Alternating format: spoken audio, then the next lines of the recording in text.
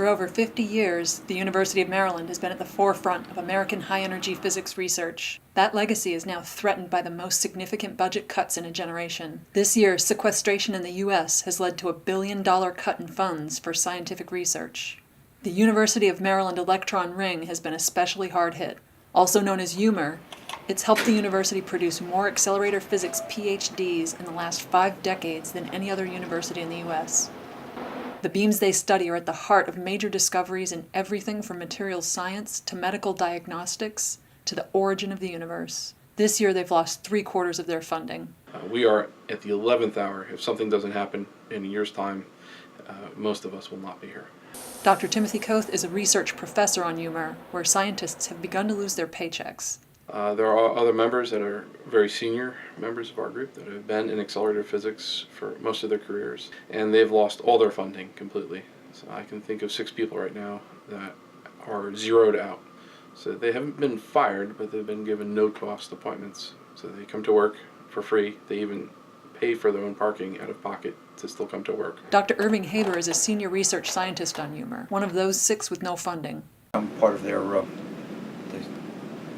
Senior Citizens Reutilization Project.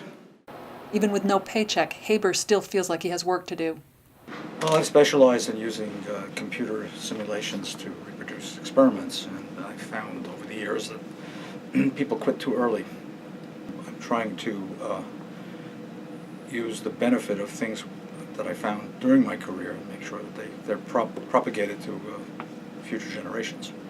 At UMER, senior researchers aren't the only ones feeling the pinch. Our most important product are our students. They are our number one priority. So in all of the cuts that we've undergone, we have done everything possible, even as much as reducing my own salary to 50% in order to preserve students. But we are no longer accepting or admitting any more students into our program because we cannot support them. Dr. Patrick O'Shea, Vice President for Research here at the university, got his start on UMER. He's concerned about the impact of cuts on students. We're in the business of educating explorers, not simply training tours. So to educate an explorer student, you actually have to have them working very actively in research labs. The sequester is having a very, very strong impact on junior people, all the way from undergraduates, graduate students, up to junior faculty, because it's making much more difficult to fund training and education opportunities for these students. In UMER's busier times, the lab supported up to 5 students in any given semester. And we've turned out a lot over the years.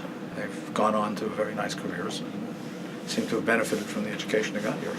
As you know, the country benefits, the world benefits, if you pardon a kind of tacky approach, but yeah, that's the name of the game. You're trying to create a future, and if you're not doing that, what's the point? UMER researchers worry that the sequester will have serious and lasting effects far beyond this budget season. They see it contributing to an American decline in innovation and technology, which ironically have been key factors in the country's economic success. I think the problem is a global one. We're eating our seed corn in the intellectual environment, and it's frightening from the national perspective. You eat what you have, you don't have anything to plant with. It's just an emphasis on the now at the expense of the future. The Institute suffers, the research clearly suffers, we each personally suffer, but as a whole, the United States suffers. The United States was no longer at the forefront of high-energy physics. When funding gets tight, people don't have time to think. They're spending all of their time submitting research grants and eating what they kill effectively, and so it stifles innovation. It just becomes a survival program, and that is not a good situation. We're in danger of destroying the greatest scientific and engineering research enterprise the world has ever seen.